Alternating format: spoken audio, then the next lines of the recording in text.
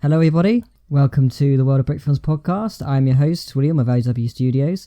Joining me, as always, is my good friend and co-host, Sean Wood of City Penta. Hello, once again. And our special guest today is Jeremiah of JurassicBrickProductions. How's it going? Good to be here. Hi, yeah, so it's nice to finally have you with us. We've been talking about having you on the podcast for quite a while, and I remember, I think we first came across your work, actually nearly 3 years ago now, with the Lego City Trash Truck 2. Yeah, that's one of my most popular videos. Or the second one's not quite. The first one is actually my most popular, but the second one still has a pretty good amount of views. So yeah, that's pretty cool. Yeah, I think it caught our attention as it sort of seemed from the title or the thumbnail as like, oh, it kind of didn't look like the kind of thing we'd be into. But then when we actually watched it, we were very surprised by it. Yeah, in a good way. Yeah, thanks. Particularly the animation. Yeah, absolutely. I think like a lot of the like running animation and just like the kind of, I guess, like kinetic action of it is just really fun to watch. And I remember being like really impressed by it. I also think there's a really nice kind of feeling of like weight, especially like when he's like in the beginning when he's picking up the box and you can sort of feel the weight of it. I think partly as well with the sound design as well, but it really does feel, there's a lot of detail in the animation, and even like the slow motion parts as well. Like there's a lot to kind of admire, I think. Yeah, thanks. Yeah, I was kind of trying to go for that visual appealing, kind of where you can feel the animation. That's what I kind of shoot for when I'm animating, is I want people to kind of be able to feel what's happening as they're watching it. So I was really happy with how it turned out, and like the slow motion and everything. It just turned out really well, and I was really happy with how it came out. So thanks. Yeah, it's something that we sometimes a lot of us bring it up often, is like a lot of people aim for smooth animation, but in doing so they don't have any weight behind their movements, and it doesn't feel like real movements. It just feels floaty. Yeah. But your stuff has great weight to it and is smooth at the same time. Yeah. So I really like that. And is that 15 frames per second? Yeah, 15 frames per second. That's what I use. Yeah, I was impressed because I was wondering if it was 15 or 24 when I first saw it. Yeah, I honestly I like the way, like, I know I've seen like all the 24 FPS animation I've seen. It looks good, but I honestly like the way 15 FPS animation looks better. Like 24 FPS animation is smooth, but it's almost like it's too smooth for me. Mm-hmm. And I honestly like the way that 15 FPS looks more rather than 24, but that's just me. Well, I agree with that. I mean, it is possible to get some really nice results at 24, but it's extremely difficult. Oh yeah, I mean, yeah, you can definitely get some fantastic looking animation, but way more time consuming, and it's way more difficult for sure. Yeah, I don't think I would ever have the patience to go full 24 FPS. Yeah, me neither. Like, well, I feel like it's not necessary most of the time. Yeah, I don't think it's necessary either, because like, I mean, I feel pretty good about what I've been able to accomplish with 15 FPS. Exactly, yeah. When you can get a result as good as you do with 15, then yeah, there's no reason to consider a higher frame rate. Yeah, I mean, it works for me. I do think that with 15 frames per second, it kind of is a nice kind of in between, because you're able to be more smooth than like just 12 FPS, but then at the same time, the frame rate isn't so high that you end up with things being like too floaty. Like you can go for quite a cartoony style as well. So it's kind of the best of both worlds in a lot of ways. Yeah. I mean, this is coming from someone who's never actually animated in 15. I've always done 12, but I am a fan of 15. Like, a lot of brick films that do that. I think it does look quite nice. Yeah. It is a good, I'm kind of surprised. It is a good kind of in between. It seems to just work pretty well for me. I'm surprised to hear that you've never used 15, William, because like it feels like all brick filmers start at 15 and get into 12 later on. Yeah. Yeah, I kind of went from I started at 6 frames per second, and I slowly kind of like went up towards 12, and then once I found out that 12 was like the lowest that of the like average that people kind of did, I was like, oh yeah, it's the least amount of effort, but still looks okay. It still looks good. So I just Well, I left it find as that. 12 requires more effort, in my opinion. Well, yeah, I definitely think that like 12. When I started using 12 FPS, I kind of I know it took me quite a while. I never even considered like changing frame rate from there. I just kind of managed to just like improve within 12 frames a second, I think. But yeah, I guess this is something I don't actually mention much, but I've never actually done above 12, which is quite funny. Yeah. I mean 12 there's some 12 FPS brick films out there that I've seen, and I actually kind of like the way it looks. It kind of has a nice aesthetic to it. Yeah, I think it suits stop motion really well. Oh yeah, definitely. Yeah, I've been going down. I started out, well, I guess I started with 8, but then quickly moved up to 16, which was a result of using Windows Movie Maker, and you double the speed of 8 to get to 16. So that was the only thing I could use. And then eventually got down to 15 because that was the standard. And now I'm on 12, but also 8, and back to 8, but now animating properly. And I'm kind of like trying to make other people see the way of 8 FPS, and that it has its uses and its own vibe and look to it, especially for comedic purposes. Yeah. Yeah, I kind of started with 8 frames per second too, and then I would just mess around with doing like 10 or 11 and 12. I would just do like odd numbers, like, and then I would try like 13 or 14, and then finally I just kind of settled on 15 because it just kind of seemed like the best one to, like I like the way it looked, so I was like, I'm just going to stick with 15. But I did kind of mess around with several different other ones when I was starting, but ultimately I just decided to go with 15. Yeah, I think it's a funny thing. People starting out with brick filming, you often hear that they're trying out like completely random frame rates. Yeah, it's definitely that aren't standard. Doing. Yeah, or else just from limitations like why I had to use 16 at the time, which is weird. Yeah. But so how did you get into brick filming it first off? So started about 7 years ago. I would go onto YouTube, and are you guys familiar with Michael Hickok's films? Yes. So I would go onto YouTube and I would watch his videos. I would get on there and I would just binge watch them like crazy, and I loved them. I watched every single one of his videos probably 2 or 3 times. And after doing that for a while, I got to thinking, I was like, you know what? I want to try this out and see if I can do this. So at the time I had a little iPod, and I downloaded this app called Lego Movie Maker. And I would get that, I would open up the app, get a Lego figure, and I would just literally just sit down on the floor and just start animating random stuff. I would get a figure, a couple bricks, make a little set, and I would just start animating whatever I could think of. And that's how I got into it. And when I started doing it, I really enjoyed it. So I was like, man, I'm going to keep doing this. I want to get better. And my whole goal was to try to get better than Michael Hickok's films. because I liked his stuff so much. So I was like, man, I just want to make better videos than Michael Hickok's. I don't know if that's but that was just my goal. And then so like I had that iPod and that app, and I would just start animating random stuff, and I just really enjoyed it, and I kept doing it. And that's how I got started in the brick filming world. So what camera are you using now? Well, if you can believe it, I use an iPad. Really? Huh. I was kind of thinking that I had that impression that you're still using an iPad. I don't know if it was from a comment or something. Yeah. But yeah, you definitely get very impressive results from it.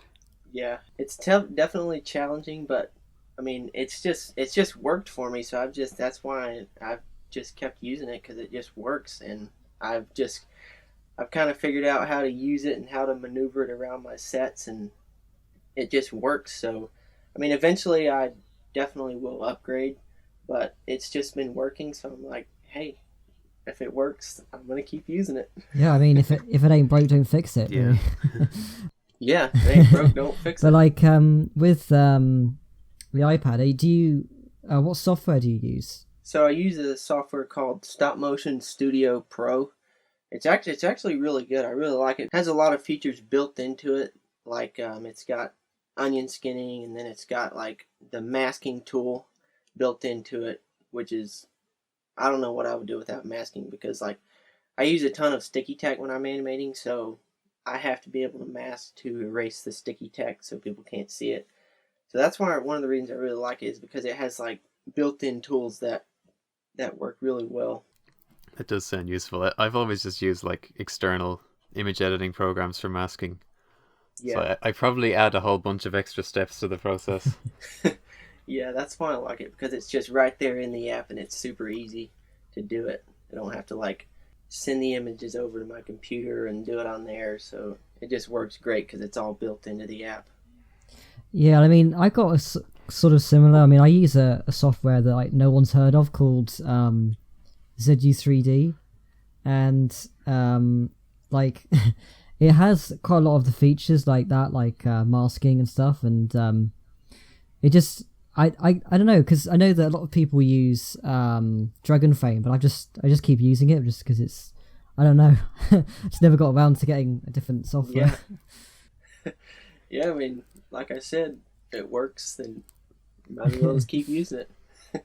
Well, I am always telling people to buy Dragon Frame. Yeah, I'll probably I'm gonna, whenever I do upgrade, it's probably gonna be Dragon Frame.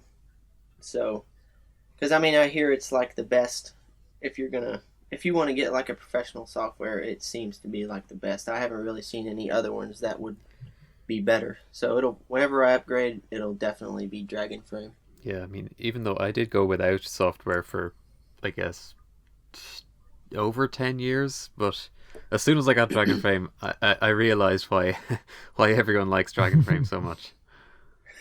Yeah. So, just something I just thought was quite interesting. Your highest viewed brick film, Lego City Trash Truck, has got 133 million views. And just like that, I guess that's like I can't. Yeah, and so that's probably Go ahead. up there with like some of the most viewed brick films. So I guess that's quite funny to think of. Yeah. Yeah, I don't know. I don't know how, like, I still can't figure out why it was that particular video that got that many views. Like, it's just crazy to me. I don't know. Like if you think of like 133 million, like, that's a pretty big number. And like, I just can't believe that many people wanted to watch my videos. Like, it's crazy. Like, I can't believe it. And I still can't figure out, like, I don't know why it was that particular one. Like, I guess people just liked it, but I think it's pretty crazy to me. But it's pretty cool. Well, the YouTube algorithm works in mysterious ways.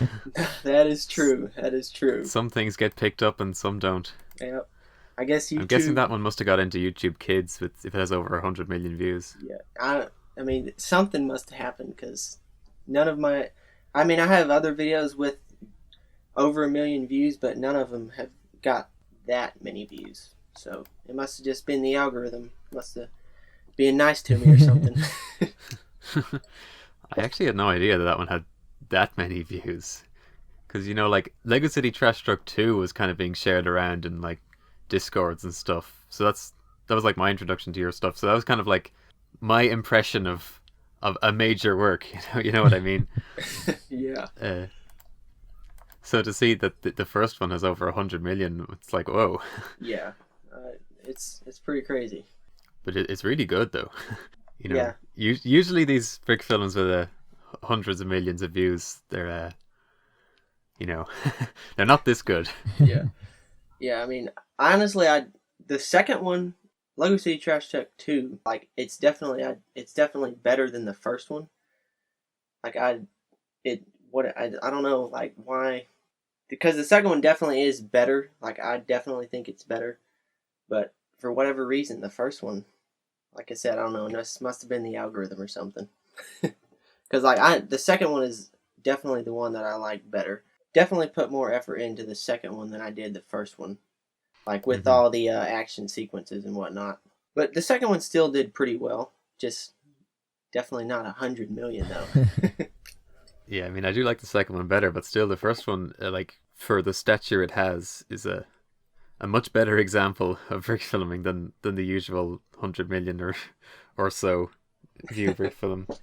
I'm actually wondering, have you ever seen a brick film called The Letter? The Letter. I don't. I'm not sure. Sounds kind of familiar, but I don't think I have, honestly. It's quite old at this stage, and it was very popular at this, like early on YouTube. It's from 2003, but somebody uploaded on YouTube in like '07, and it was one of the major brick films of the time. It's pretty reminiscent of this kind of style of brick film. Really? Yeah. Yeah, I don't think I've seen that one. For a while, I've kind of been wondering if the people who, if like the people who make the most well-known works in a style like this, if they actually know The Letter or not, because I feel like it must have had influence somewhere along the line. I'm just wondering how direct it is by now. Yeah, I don't know. Yeah, I don't think I've seen that. I'm gonna have to check it out sometimes. Yeah, it's a big time classic. And we, a regular when it comes to the podcast in terms of brick films that we mentioned. So yeah, actually, usually we're talking to people who've been around for a long time, and The Letter would have been a big influence on them. Which actually, so like outside of like Michael Hickox, who else are like your big inspirations? Definitely Forest Fire 101, Twicker Brick. Really like his stuff, and Mind Game Studios.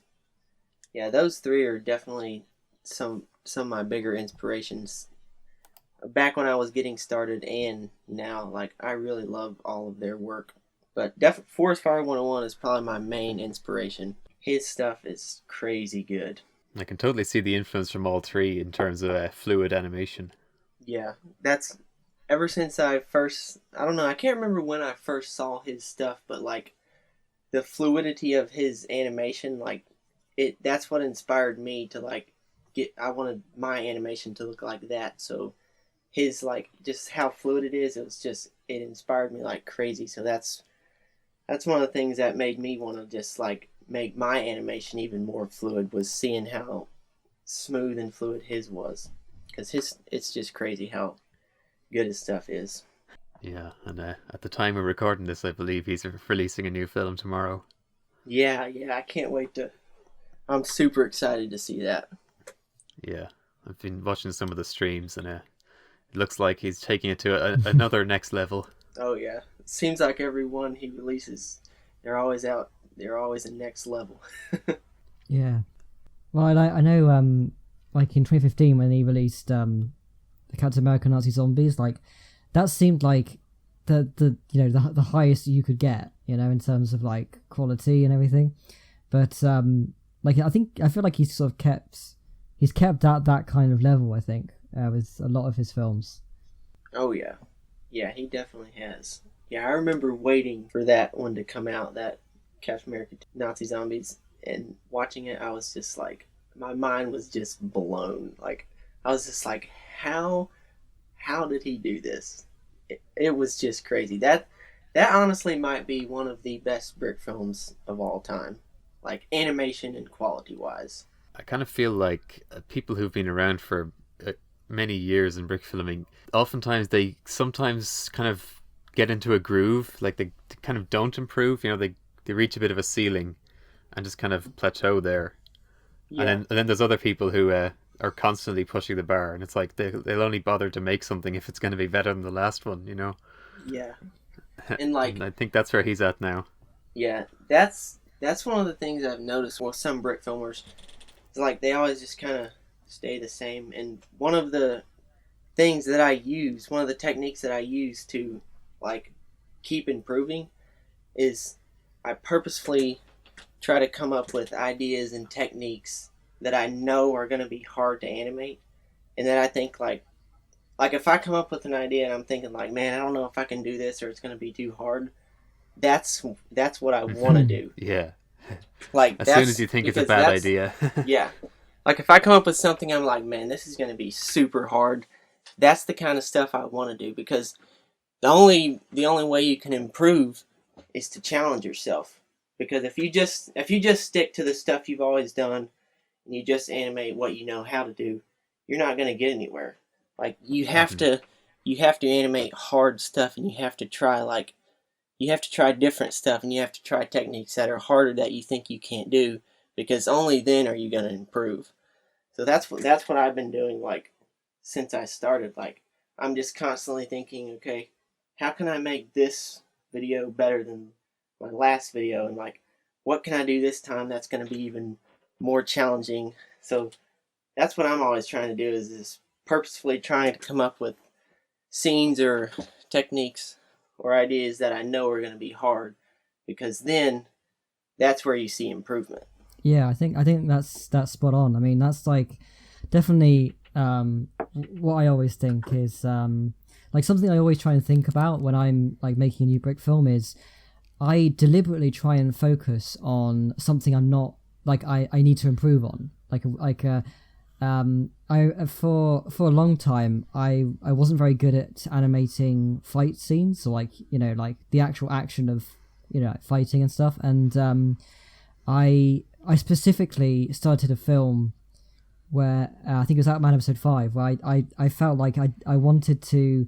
This was the film where I actually make good fight scenes, and I really kind of like studied like Mind Game and you know, other animators like that did some really good fight sequences, and I just kind of like this was and I know it was going to be difficult, but I was like, this is the film where I improve on that, you know, and I'm always like that with a lot of like scenes and stuff I come up with. I feel like I want it to be a challenge in order to actually you know, for it to be good, because I think as well, especially like these days when there's just so much content, to actually kind of like do something impressive is just really hard, because it's just like the amount of content that's out there. It's so true. You know, in order for it to be impressive, it's got to be pretty hard to do. Yeah, but I also feel it's just genuinely more interesting and enjoyable to do something that you're unsure about. You know, like you could animate a walk cycle all day and it'd be easy, but it'd be boring. Yeah. If it's not a challenge, then you're not going to see any improvement. If it's just what you know how to do, then you'll just keep doing what you know how to do. So if you want to improve, then you got to challenge yourself. And I just love the feeling of like not knowing how it's going to come out. Yeah, same. And then watching it back. Yeah, that's one of the most. You're happy about it. That's one of the most satisfying parts about brick filming for me, is like doing a hard scene and not sure how it's going to come out, and then watching the result and it looks how you want it to look. It's such a good feeling. Mm-hmm. Or even if you're surprised by how it looks. Yeah, that too. Yeah, that's definitely happened to me before. Yeah, like it could be even better than you hoped, or it could be funny in some way you weren't expecting or something. I think, I think sure. like, you know, a great brick film is a result of like, partly it's like things coming out exactly as you had planned, and then also the other side of it is things coming out completely different to how you planned, and in some cases being better. You know, it's a combination of the two, I think. Oh yeah, I agree, 100%, definitely. Yeah, like sometimes I've probably said this before, but like I have an idea of how to animate something in mind, but then once you're actually doing it, it almost feels like the figure is wanting to push in a different way, and you kind of have to follow it, you know? Yeah, I know exactly what you mean. There's definitely times when you're like, you want the figure to go one way, but because of it's how... saying, no, how about this other way? Yeah, because of how they're designed or whatever, like, you're trying to go this way, and he's like, nope, I gotta go this way, so you just gotta you just gotta adapt to what's going on. And then you realize it's right. Yeah. Yeah, I mean, I you never underestimate the kind of, I think the kind of the power of just like, I guess like making stuff up on the spot as well. Like, I think, well, not necessarily making stuff up, but like when you kind of like get around to like animate specific like shots, and the animation just comes out completely differently to how you imagined it, but it comes out like looking great, you know. Yeah. Yeah, for sure. Yeah, Definitely. you want to be able to go with the flow. Like, you don't want to be locked in and just think, oh, it has to go this way. Yeah. Yeah, I mean, you can be trying to get it one way, but you got to go with the flow, and it might turn out even better than you thought. Yeah, sort of relative to like THAC, which is coming up soon. Which I don't know. Have you heard of THAC? Yeah. Yeah. Yeah, I've never entered, but I like to watch all the entries, but I haven't actually put in an entry. Yeah, because I think that's a great kind of like test of just seeing how much you can come up with just pretty much by making stuff up on the spot, pretty much. Like, I think a lot of it is you have no idea what the end result's going to be, and it just kind of, yeah, it can be a bit like tiring at times, but it definitely can be quite an enriching experience, you know, when it goes well. Yeah. Yeah, I imagine. Because don't you have, isn't it like 24 hours? Yeah. You have? Yeah. Man, only 24 hours. Yeah, that would definitely be a challenge. So Yeah, I think your entire mindset is different during TAC. Oh, yeah. Yeah, I bet. But what's your lighting setup like? It's pretty simple, honestly. Just normal desk lamps from like Walmart. I usually have. I really like the like sort of blown out windows, the glowy look, and you can see it in Lego Gym Fail. Oh yeah, yeah. I started doing that recently. Because I tried it probably. I think I first started trying it in the Lego City bank robbery video, and I really liked the way it looked like with the kind of blown out look. So I started doing it more, and I think it looks really good, and it works. Kind of saves time for having to like build a scene outside and have a scene outside the windows. Yeah. That's one of the reasons I like it, because like it's a really good look, but it also like I don't have to set up a whole scene like that's gonna be what you're seeing through the window, and it's just the blown out look. I really like it, honestly. I like the look as well, but that is certainly one of the big reasons why I chose it for what I'm working on, so that I wouldn't have to have continuity with what you can see out the windows. Yeah, that's one of my main reasons for doing it, and I think it just looks great. And it's nice that it's like white looking, like natural light. Yeah, the lamps I have, they have these adjustable, so I can just literally just stick the lamp behind the window and turn it on, and it's the perfect effect. Yeah. And But then yeah, do you cover up the gaps in the bricks? Yeah. Usually, I just get like some dark paper. Just dark paper usually, and stick it behind the cracks so it's not coming through the cracks. Yeah, it's one of those things that I feel like people don't think about, but then once it's pointed out to them, they kind of can't unsee it. Yeah. Yeah, for sure. Yeah, that's definitely something I sort of become aware of now, looking at some of my older stuff. And actually, there was I think it was my Bro entry in 2018, Bosca's Opus, where I did this alleyway shot. And in the alleyway, there's like two windows, and I didn't think about it, but like on that wall where I didn't actually kind of like actually make like, you know, behind the windows, you can see that I didn't actually build a wall, and you can kind of see like the other side of the road, and that kind of thing. That really annoys me now. It's sort of related to that, but you know, like when you kind of build a set without really thinking about like what you can actually see that's not supposed to be there. Yeah. Yeah, it's amazing what your eyes can essentially just gloss over, you know, until you learn something later or have it pointed out to you. You don't even think about these things until, you know, a few years down the line. Yeah, true. Like, I watch my old films and I see things or I hear things in the audio, and I just think to myself, like, how did I not take that out? You know, like there's like a mouse click at the end of a line or something. It seems so obvious. Yeah, I don't know. It's just super easy to just gloss over it, like you said, and then later on you watch it and you're like, how did I not notice that?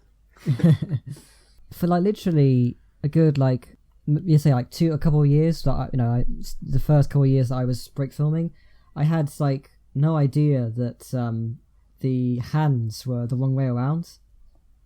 And now I look at all my old brick films, like from, I think it was like 2017 and before, and they almost always got their hands the other way around. It really annoys me.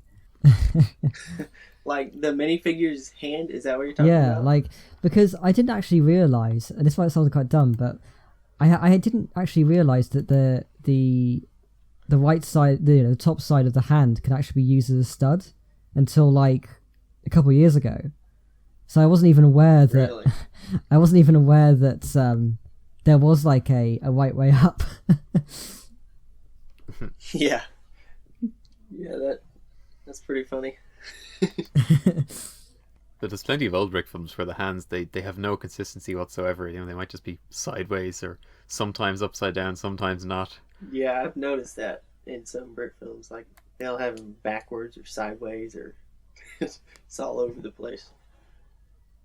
It's kind of funny that different trends come and go, like how in a lot of old brick films minifigures would like spin their hands around 360 degrees. Oh yeah, yeah, I've definitely seen those where they have the figures talking and their hands just sitting there rotating as they're talking. Which you basically never see anymore. Yeah, I mean, Yeah. there was a period of time where people thought that kind of, like, all the animation could just literally be that during dialogue scenes, and yeah. Yeah. Yeah.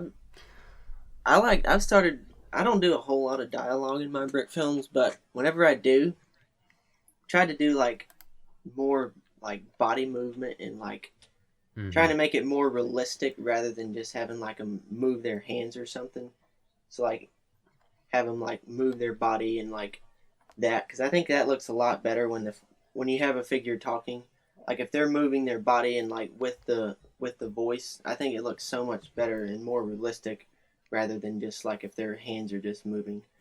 So that's what I try to do. I try to do like realistic body movement as much as I can. Yeah, I definitely like to keep a flow with the whole body throughout a line. Yeah. Yeah, I love the way Forest Fire 101 animates his figures when they're talking. Yeah.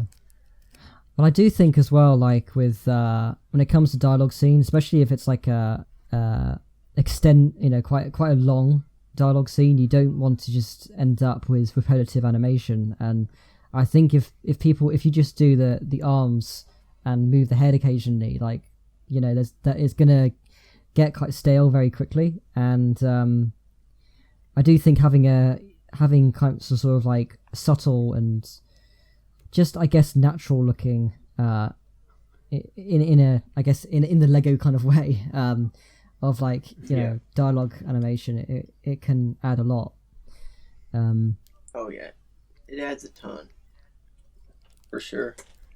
That's the thing. I think a lot of people, especially when they start out, don't really think about is like, if you have a scene, especially if it's like quite a long dialogue scene, you want to make sure that it's visually interesting and not just like two people talking.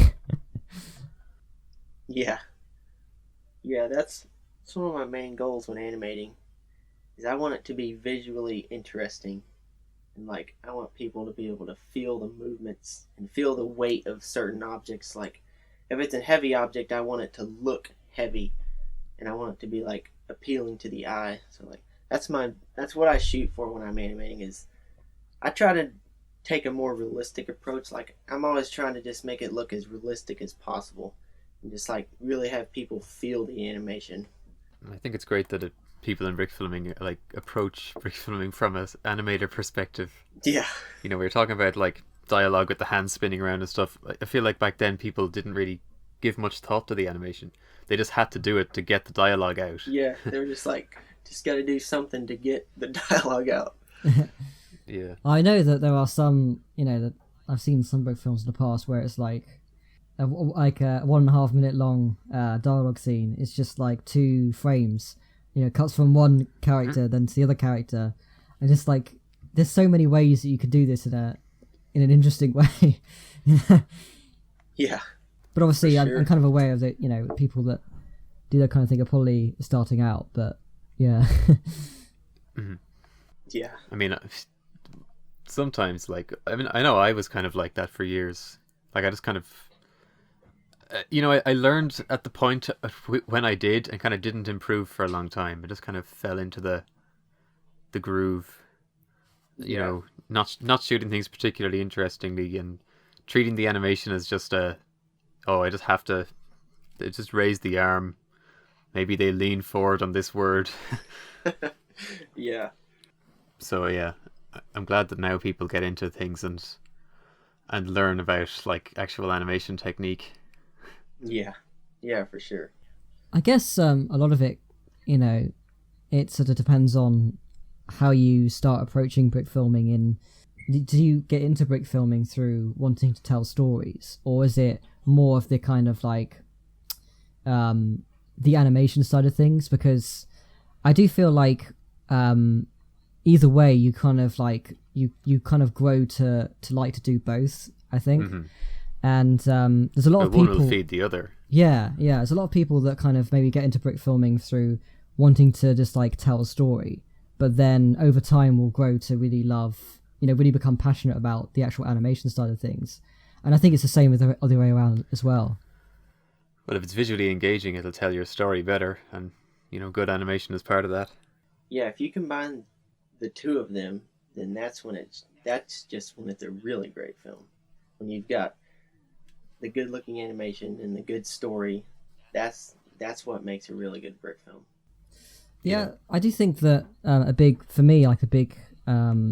point that really kind of pushed me to kind of improve a lot was just I remember I did a contest entry in, I think it was from 2017, and I wanted to just kind of like, this time I wanted to tell a story just through visuals and like the music that will accompany it and whatever. And I was just like, I wanted to see how if I could do it. And through that, I just kind of thought more about what the actual visuals were and everything. And I think from there, I started to kind of realize that my main passion with it all is kind of, I learned my kind of passion for the animation and also like cinematography and stuff, I think, from that. Just trying to do something without dialogue. And I think that's a big thing that sort of pushed me towards improving a lot, I think. Yeah. Yeah, I'd recommend if people who like I was, if you're making films that are primarily about dialogue, try one with no dialogue and all visual storytelling, and you'll be forced to learn, even if you don't realize you're learning. Yeah, definitely. I do sort of strongly believe as well, is like if you make the big project, that where you improve a lot, like if you keep going, if you continue, you're just going to keep improving. Oh yeah, definitely. Like that, the experience you get from a big project like that, it will stay with you forever, I think. Yeah, definitely. So something I noticed on your Instagram is that you've been, actually you're also on YouTube as well, you've been collecting the Fiverr First like battle packs. Oh yeah. Yeah. Besides using like Legos for my brick films, I'm a huge just Lego fan in general, and Lego Star Wars fan mainly, but I do collect other things, but the majority of my collection is Lego Star Wars. And yeah, I've definitely been collecting the 501st battle packs. I think I have 51 of them right now. I guess we'd be obliged to ask, will they be put towards a film? Possibly. It could be. Maybe sometimes. Although, I mean... It could happen, but yeah. Yeah, I'm just a huge fan of the clones, so anytime there's Lego sets with clones in them, then I gotta collect them. I guess, come to think of it though, nobody likes animating crowds. Oh yeah, crowds are super hard. When you have multiple things moving at one time, that for me, that's one of the most challenging things to do in a brick film, is like a crowd or something, or a scene with multiple things moving at the same time. that's Yeah. when it gets extremely tedious, because like if you gotta make sure to remember to move every piece that's moving, because if you forget to move one, then it's not gonna look good. So those kind of scenes are definitely the most challenging for me. Yeah. The first time I did a crowd scene, or like a pretty good sized crowd scene, was in the Lego City bank robbery. In the opening shot, when the camera is kind of panning over the bank, and there's several figures just down there doing their thing. That was the first time I kind of tackled multiple figures moving in the same shot, and I really like how it turned out. But I just remember animating it, and I was like, man, this is hard. But it turned out really great, and I like how it turned out. So, but it definitely challenging. I do think it definitely can be quite rewarding if it comes out well. One of the things that you always have to keep in mind, I think, as well, when you've got big crowds, is if they're like all walking at the same time, you have to they can't be at the same time with each other, otherwise it just looks Oh, that's the most annoying thing. They can't all put the same leg forward on the same frame. It'll just look too like robotic or something if you do that. I mean, if you were to animate a clone army, I guess it could work in that case, because if they're like marching as a troop of soldiers, then it could kind of work. If you had like a group marching, then I suppose it could work doing all the one leg forward at the same time. Yeah, if you had a marching scene like that, I mean, I suppose it would work, but any other time, I feel like that would just look kind of odd. But I always find, well, recently I've been finding that I get hung up on like each individual figure, and like I'm watching the playback and trying to think like, oh, is this guy in the crowd moving nicely? But it really doesn't matter. Like if it's a crowd, nobody's scrutinizing the individual character animation of one figure. So at some point I just have to let it go, you know. Yeah, true. Yeah, if there's one little minor thing, most people they're not going to zero in on that one guy and be like, okay, I do not like that. Yeah, he wobbled in that one frame. Yeah, I mean, it was like you have something like a forest fire kind of video, but then there's like one character that doesn't move in one frame, then it's a automatic 5 out of 10, It ruined the film. Yeah, whole thing's ruined. Yeah. Or like, if you have a bunch of people walking, like you might end up having them walk with like their right leg goes forward twice in a row, Oh yeah. Oh yeah, I've had that happen before. That's always annoying for me. Yeah. Yeah. It's annoying when you make the film, but nobody else knows. Yeah, nobody else is gonna notice it, but when I'm watching it. Yeah. Have you ever done that thing where like you're following where how the leg is moving, and you accidentally do the same with the arms, so that the arms and the legs are moving, like the left arm and the left leg are both going up and down at the same time? Oh yeah.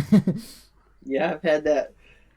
I've only had that happen back when I was like just starting, but I haven't really had that happen in a long time. But it has happened before. I just thought you just gotta always remember, when one leg goes forward, that arm goes back. That's what I tell myself. Yeah. But it hasn't happened in a while, but it has happened before. Yeah, I feel like it hasn't happened to me in a long time either. It's just so ingrained in my mind. Yeah, it's just so beaten into my brain. It's just like, I just know what to do. Although recently I've kind of decided, like, sometimes it looks fine to just not move the arms at all. Like the arm swing in Brickfilms is often pretty exaggerated compared to like real life. Yeah, it's definitely exaggerated, but I think it definitely looks way better with the arms moving, even if it is a little exaggerated. Yeah. I honestly don't really like the way it looks when they're not moving. I think it looks kind of unnatural.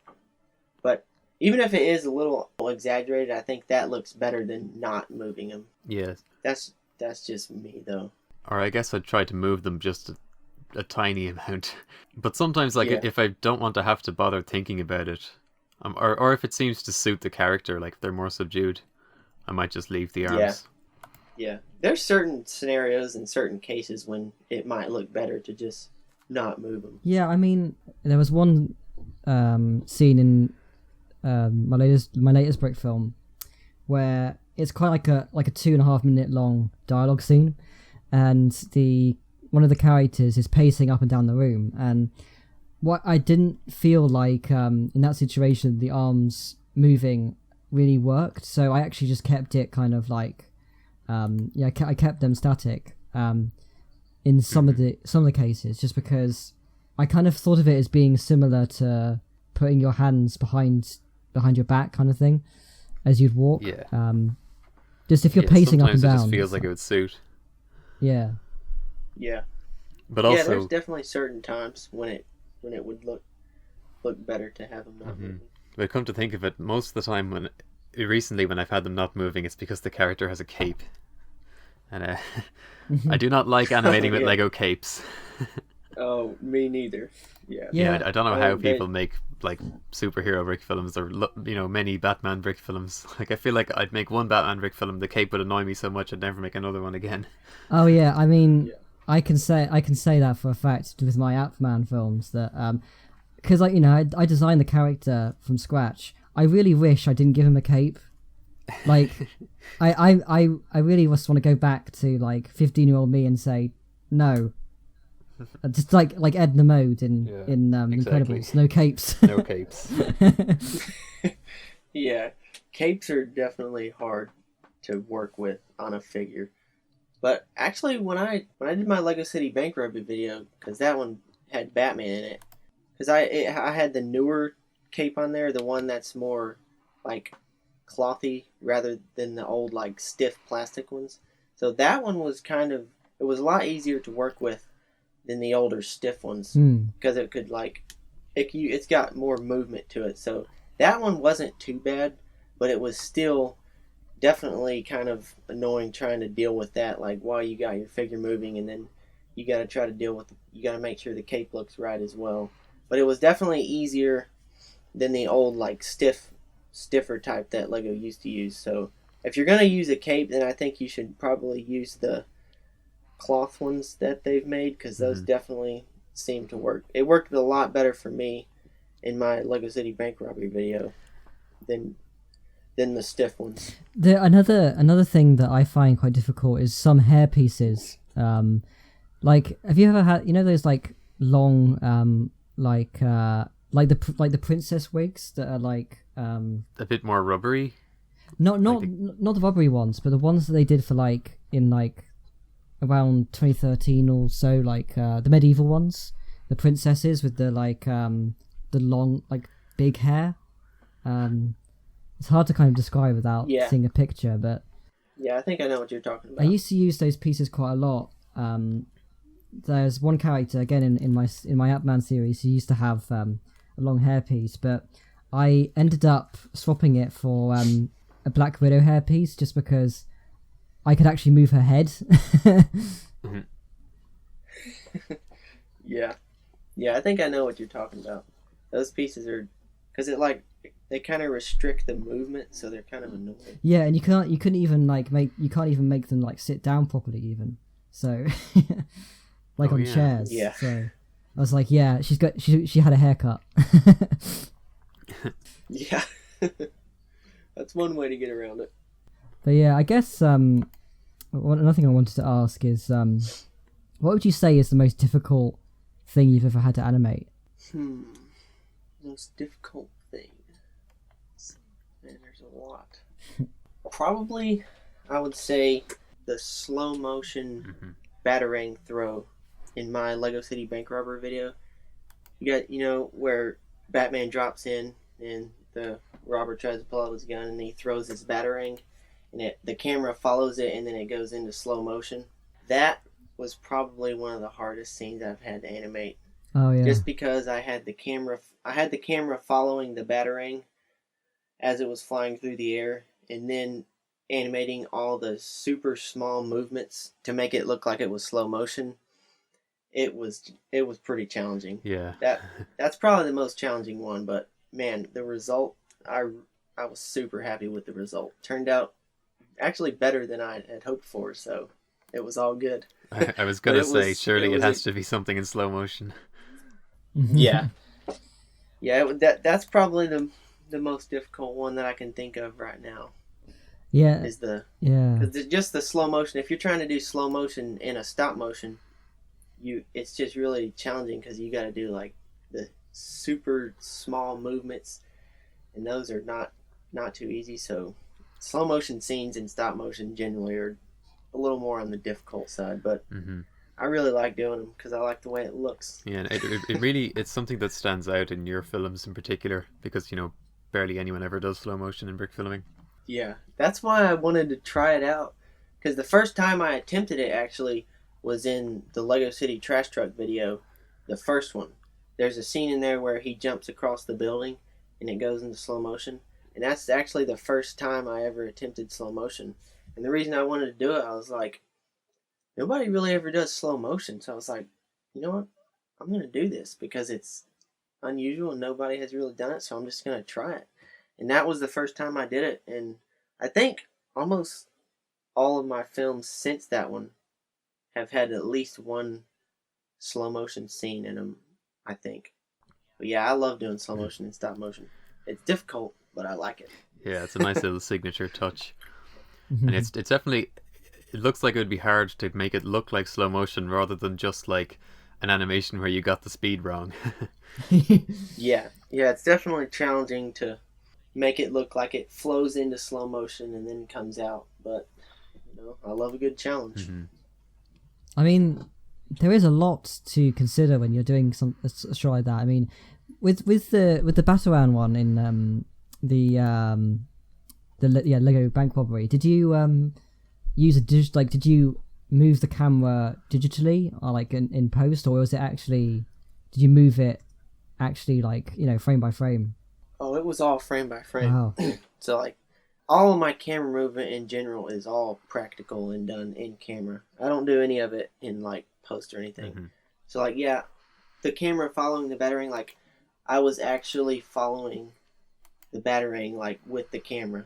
So it wasn't done in post or anything. Yeah. So that's another reason why it was super hard. Yeah, adding a moving camera on top of something difficult just makes it 10 times harder. Yeah. Oh yeah, because you're not only worrying about your figures moving, you gotta worry about the camera moving as well. So it's just like, it's a lot to think about for sure when you're animating something like that. And like you might have the subject perfect, but then if you move the camera too much, it's ruined. Yep. Yeah. And the fights, actually, I think I redid that several times before I even got it right. So it was but definitely pretty challenging. You can always tell when it's a digital camera movement or a real camera movement. You know, like doing it for real, like moving the camera for real, it like reveals things in a specific way, you know. It's not just panning across a flat image, like it reveals things behind other things or around the edges of them. That's why I like doing like in-camera movements, because I like the way it looks, and it, like you said, it just reveals more stuff, and I think it just looks a lot better than like doing it in post or whatever. Yeah, I mean, you might get away with like challenging.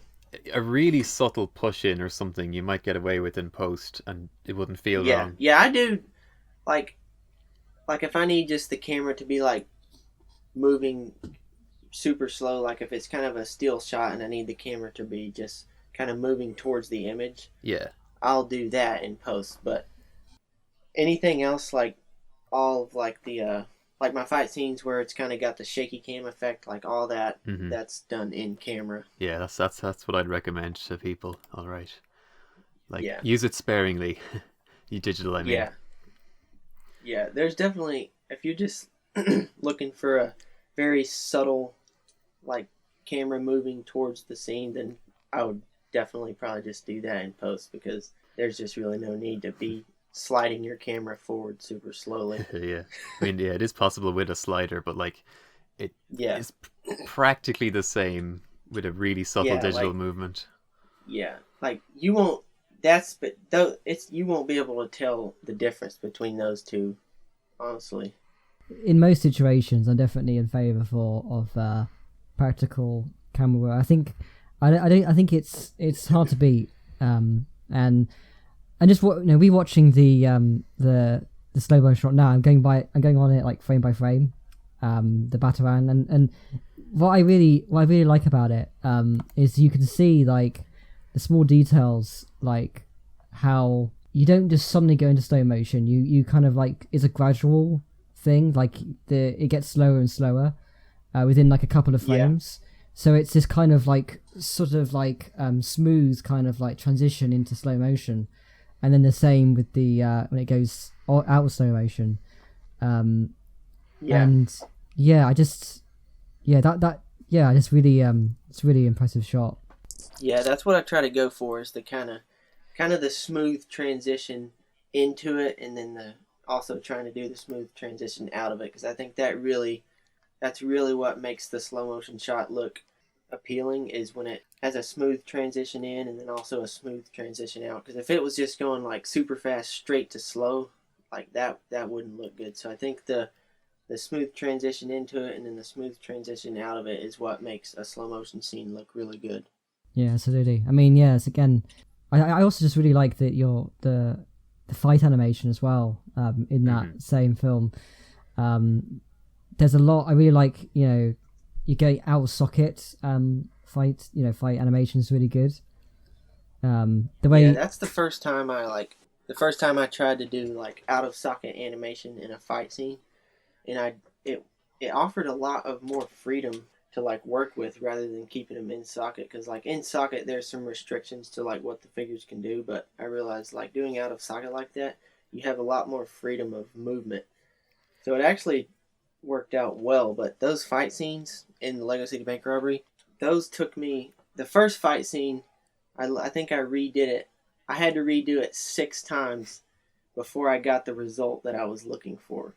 So it was a lot. Mm-hmm. And I was just, by the 6th time, I was like, man, I just got to get this right. Because all the 5 before that, I didn't like the way it looked. And I knew the look I was going for. And then finally on the 6th time, I got it. And it was pretty satisfying. Yeah. But yeah, those fight scenes, I think those are probably some of my best fight scenes.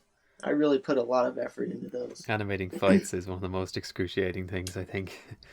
Oh my gosh. It really is. Mm-hmm. For the longest time, I just kind of avoided fight scenes because of how they're just difficult. Yeah. But like I said, yeah, you gotta go for the improve, you gotta go for the hard stuff. And yeah, I think when you've tried to animate a fight but with the arms in socket all the time, you suddenly realize that minifigures can't actually reach very far.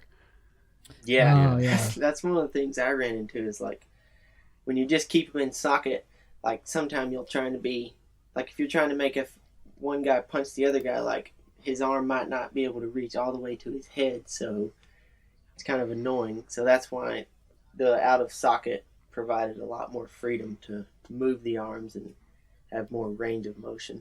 Yeah, because I think there's so much of like I've had this before when I've been like trying to animate a fight scene and feeling like, wait, so the minifigure has to literally just be like pretty much like the stud away, like one stud away from them, in order to, if you're doing the in socket fight, and and it's just like, wait, it's just like constantly having to try and make them closer and closer towards each other so that like, the fight can actually work.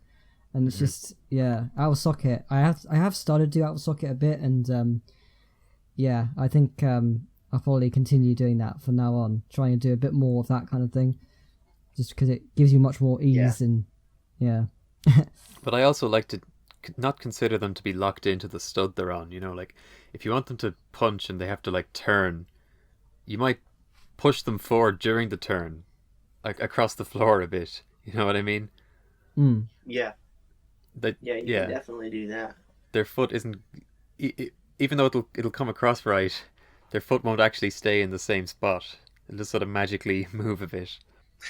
Yeah. Just try and keep the possibility open, like not always be rigid with it. Yeah. Yeah. There's a lot of like rapid movement you can get away with when it's like a fight. Yeah, especially when it's rapid, you can get away with a lot.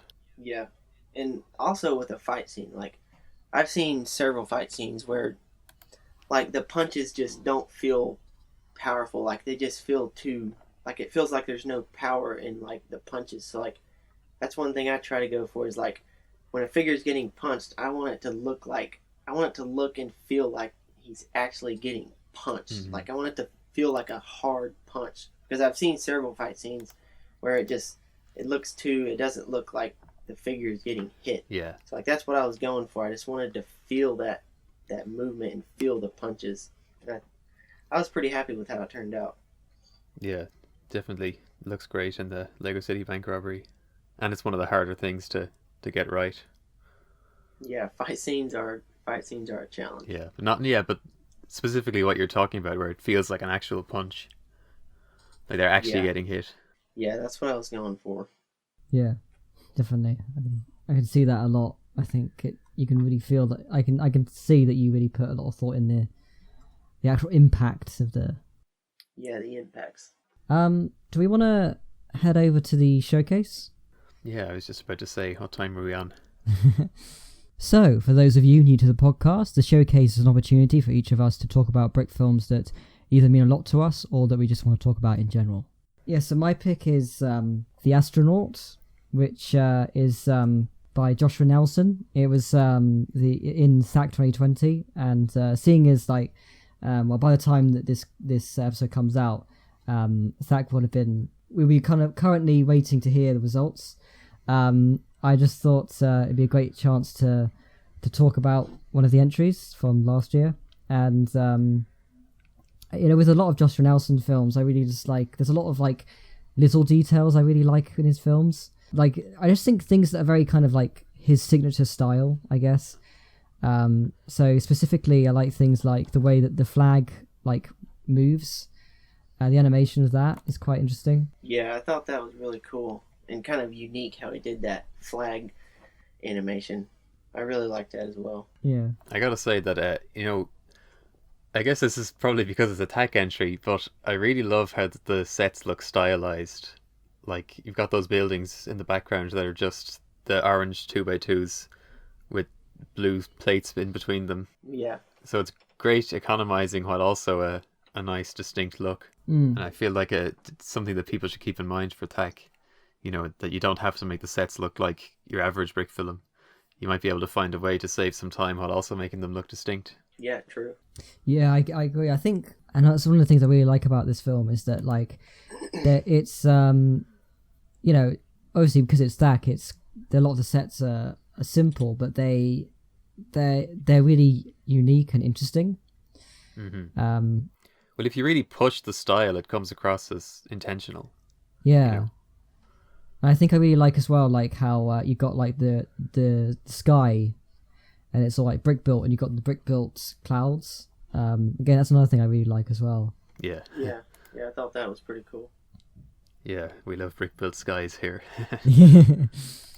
I guess one of the things, the kind of like the shot that's kind of like stayed with me like all this time. I really like how he animated, the astronaut like wrapping his arms around the child, like how he did that was really cool. I just think it looks really. Yeah, that was pretty cool. I just think it looks really nice. And it's a great kind of like closing shot. Yeah, I mean, it might be a little bit more funny than intended.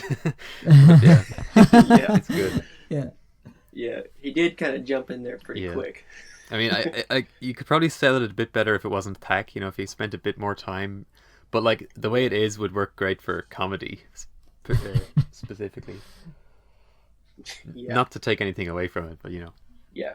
It's definitely an interesting thing to think about, using that perspective where it's like front on, flat, so you can get away with really throwing the arms around like that. Because like your mind kind of fills in the blanks there. You imagine that his arms are still connected because you can't actually see that they aren't. Yeah, true. I think it's why one of the things I like is that there seems to be quite a lot of detail in a lot of the sets in the film, even though there's only like a very short runtime. Like within, like there's like a couple of sets that are only in shot for like a couple of seconds, but he's put like some effort into them. Like even that kind of like I think the most detailed set is that one with the, the streets and the way that he's done the brick built, like by putting them on their side, and like you've got like the tile road and everything. Like there's a lot of like effort put into that, and despite it only being there for like a couple of seconds, and that level of true. Detail, it kind of means a lot when it's a Thack film, I think. I love brick built roads in any brick film. Yeah, for sure. But I guess as it is with a lot of like Thack films, especially, I think there's not a whole lot to say other than like it is a really good film. Mm-hmm. Well, I if I'm not mistaken, it wasn't in the top 3, right? No, it was. I think it came 8th. So it's nice to highlight one that wasn't technically a winner. Yeah. Yeah. So yeah, I guess it's another one of those films where it's like, yeah, you should just go watch it. Yeah. So I guess onto your pick, Penta. Okay, so I decided to pick a brick film from 2001 called The Job, by a guy who I don't think he really made anything else, or at least he didn't post it at the time.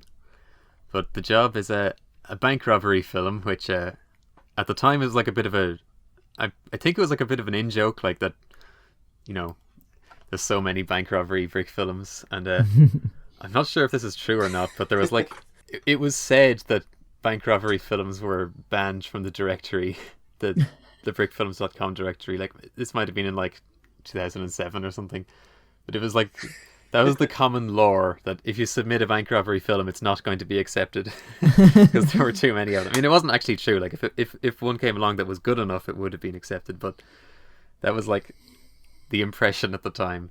But anyway, so this one's from 2001, and it is a non-minifigure brick film, which is interesting. And especially for the time, like, a lot of the character animation is quite good.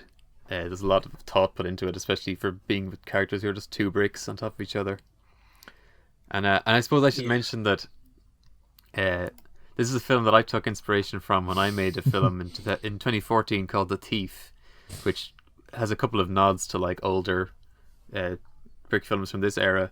And so if you compare a couple of the shots in The Thief, like the opening shot with the bank sign and a low angle shot when he comes out of the door of the bank, those are sort of like, I intentionally kind of recreated the shot composition from this film.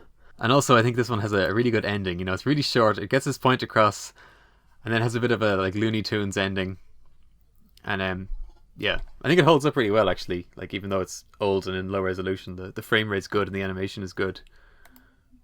And still unlike what you see today, I guess, because it's not a minifigure.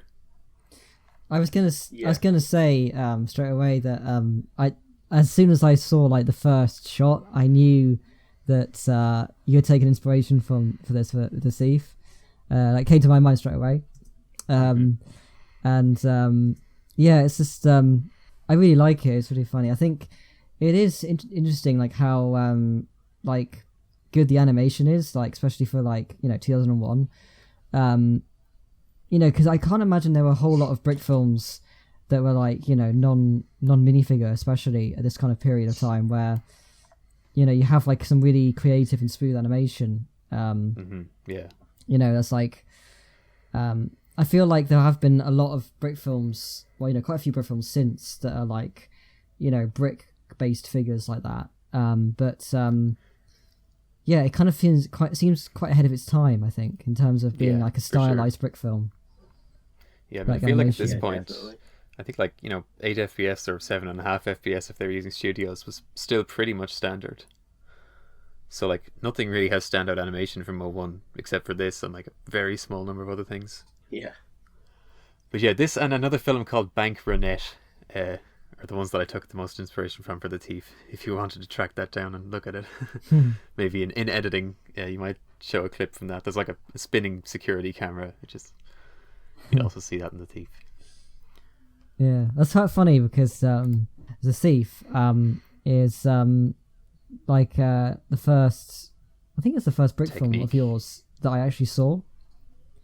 Because it's around the time that I started like brick filming, and I'm like, oh, this guy's really cool. and then I started watching like the other stuff as well. Then Actually, that kind of ties into what we were talking about earlier with making a non-dialogue film, because that was like making The Thief was kind of, I learned a lot from making that because it doesn't have dialogue and because I was using a technique figure rather than a minifigure, so I had to break out of my like built-in mode of animation. I had to actually think about how to animate the figure. Previously I was just operating on autopilot the whole time.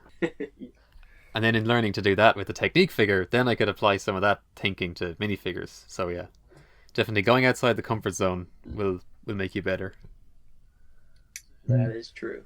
I mean, it still holds up. The Thief still holds up as a really impressive brick film, I think. Definitely worth giving a watch. And this one here, the Chop still holds up as a nicely animated non-minifig brick film, even nearly 20 years later. Yeah, actually, it is actually 20 years, isn't it? 2021. Oh yeah, it is 2021. I forgot. Well, yep, it's 2021. And I still haven't released a film. Yeah, that's always the thing with like when it's like the new year, you keep thinking, oh wait, no, it isn't that year anymore. Yeah. Yeah, no, it's a really interesting film. Again, there's really not a whole lot to say other than watch it because it's good. Less than a minute long, so yeah, it's worth the watch. Yeah, so I guess on to your pick, Jeremiah. Okay, yeah, so my pick is Lego the Hobbit, Legolas, and Kili by Forest Fire 101. And this is honestly one of my favorite brick films of all time. One of the reasons because it combines Lego and The Hobbit, two of my favorite things.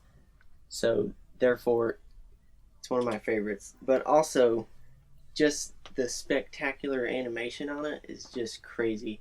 And also, really, the first-person perspective on it is extremely cool. Mm-hmm. Like, I love the first-person perspective. Like, all the action, the scene, the fighting, or, like, of them, like, killing the orcs and taking them out, like it's so satisfying. And every once in a while I just come back and rewatch it because just of how visually appealing it is to watch. And it's just honestly one of my favorites of all time because of how spectacularly animated it is, the first person perspective. It's just satisfying to watch. And the size of the set. Yeah, the size of the set, that too. Yeah, it really feels like a full area. Like when he's climbing the buildings and stuff, you hardly even think about that it's a set on a table. You just think, oh yeah, of course there's more buildings and more paths and boats over there. Yeah, it feels like it's in its own world, and it's just so cool. And that's really hard to accomplish, I think. Yeah, and he did it so well. Like it looks so good. Yeah, I think like there's just like so much that happens in just like one shot, you know, like because I know they cut between the two characters, but like say for like the first like couple of minutes, it's just like one shot. Just there's like something really, really, you know, a lot to admire in that. The whole like size of the set is just like it just feels like so kind of real, you know. Yeah, it really does. And it's still, the first person perspective is still novel. Like, I feel like you might have expected that some people might have taken influence from these, but I can't really think of much since that's used first person in brick filming. Yeah, there hasn't been a whole lot. This video, it actually was the inspiration for one of my videos. I don't know if you guys have seen it. It was called Lego Bard the Bowman, and it was kind of similarly set in like that Lake Town area. And it was heavily inspired by that video. And I had one first person perspective shot in there. And it actually turned out pretty well. But yeah, like you said, I haven't seen a lot of first person perspective in brick films since then. Mm-hmm. Especially not for a full film. Yeah, especially not for a full film. Yeah. And yeah, I guess it would be easy for it to come across as a gimmick, but I do think that they did it so well in that whole series that it works. It feels engaging. Oh, yeah. Yeah, for sure. Yeah, all four of those Lego The Hobbit episodes, those are some of my favorite. They're just absolutely great. And I mean, considering that it's forest fire, I mean, they're, I guess, sort of underrated in to some extent, I think. Oh yeah, I think definitely it's underrated. I wish they had more attention, honestly, because I feel like they just don't have enough views for how good they are and like how much work that had to have gone into that to make it look how it did. I just feel like they're, like you said, definitely pretty underrated, and they definitely deserve more attention. Yeah, it's kind of funny how in brick filming terms 2014 is kind of a long time ago by now. I know, I was thinking about that. Yeah. I was like, man, that was 6 years ago. Yeah, like in my mind the Hobbit films are part of the like new era forest fire, but I'm sure there's a lot of people who've only come along years later. Yeah. And maybe haven't gone back and watched them. Yeah. So yeah, it's worth highlighting them again by now, yeah. Oh yeah, for sure. Yeah, and the Hobbit movies are my favorite movies of all time, so when you've got Lego, one of my favorite things, in the Hobbit, and you combine those two, like, you just can't go wrong with that. Yeah, it was a big trend there for like just 2 short years, like 2012, 2014. There was a lot of Hobbit brick films. Yeah, there was. I don't know if you ever saw the Lake Town Chase by Harry and Billy Brick. That was a really good one. I think I did. Yeah, I'm pretty sure I did. That definitely stands out in my mind as one to track down. Yeah. I'm gonna have to go back and rewatch it, but I'm pretty sure I've seen that one. Also, Brotherhood Workshop. I don't know if you guys know about him, but he's done a handful of The Hobbit, and he also has done a bunch of Lord of the Rings shorts. I really like those as well. Yeah, pretty much how he got his start. Yeah. Yeah, but that's definitely one of my favorite brick films. Every once in a while, I'll just... Heck, I'm probably going to go watch it after this. Yeah, I think we all have, like... It's always, like, I think a couple of brick films that we always, like, go back to, isn't there? Oh, yeah. Yeah. Yeah, it's kind of a funny thing about brick filming is, like... Yeah, a lot of the times, the stuff you see earlier... The stuff that connects with you the most, you can come back to infinite number of times and just watch it over and over. And it mightn't even look like much to other people. Exactly. But of course, this still does hold up. Yeah. Oh, yeah. I'm trying to think. Remember. Oh, yeah. I remember there was... I'm trying to remember who did it. I think it was originally Hamster Productions did Gollum style. And that... I mean, that's, like, really not, like, hugely... much to look at now, but I remember when I was starting out brick filming, that was like my favourite thing. Yeah. And who was it Brotherhood Workshop that did the like Justin Bieber baby cover with Gollum? Yeah. Yeah. I know the one you're talking about, yeah. Yeah, that I used to watch that over and over again. Yeah, I've totally got a few of those from like 07 YouTube. Mostly Weird Al music videos and Summer Nights from Greece Lego video. That was big at the time. And of course I still like those. Yeah, I was just rewatching that and Gollum Star. If I can link it over. I don't know if any of you have seen this before. I don't think so. Yeah, I don't think I've seen it. Like, yeah, put it in the chat there. Like, it's really not anything to look at particularly, but I think it's funny. It's got 2 million views as well. Wow. Actually, I think I have seen this. Wow, that arm spin is actually pretty funny. Yeah, he gets shot in the head by Frodo. I forgot about that actually. And it's funny because Hamster Productions has gone on to do some really impressive brick films. Like he did Lego London Bank Robbery, again another bank robbery brick film. And I don't think I've seen that one. He also did New York City Gangsters. They're both really good. Yeah. Yeah. I don't know if I've seen those. I'm going to have to check them out. Impressive scale to the scenarios. Again, that was, I think it was the London Bank Robbery. I used to watch that over and over again as well when that first came out. Yeah, I'm going to have to check that out. I haven't seen that one. So I'm kind of thinking, is it a good time to record a bit of a wrap up? Yeah, I think so. Yeah. Yeah, I think that sounds good to me. But so thank you so much for joining us. This has been a great chat.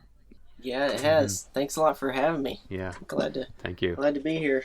My first time being on a podcast, so pretty cool. I always enjoy getting to talk about the nitty gritty of animation in particular. Hopefully other people enjoy listening to it. Yeah, hopefully everybody enjoyed it and maybe learn something. So it was fun. Yeah, thank you. Alrighty. Well, bye. Bye.